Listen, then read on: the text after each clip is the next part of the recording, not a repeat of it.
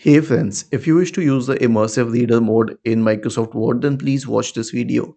Now, as the name suggests, Immersive Reader means that you are immersed in reading and you don't want to do anything else at that point of time. So click on View and select the Immersive Reader mode here. To close this mode, you can click on Close Immersive Reader, but I'll show you the mode first. Okay. So if you want this to be read aloud, put the cursor where you want to start it from getting read. Reader in Microsoft Word. So it will start reading the text.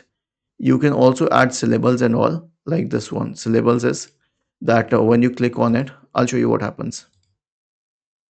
Using Immersive Reader in Microsoft Word. It will add syllables at the right point. Then you can also change the text spacing if you want it to be read better. And then you can change the column width, page color, and line focus as well. Again, to close it, you can simply click on Close Immersive Reader. Was this helpful? If yes, then please subscribe to the channel. If not, then let us know in the comment section of the video on how we could help you further. Thank you for watching this video and have a nice day.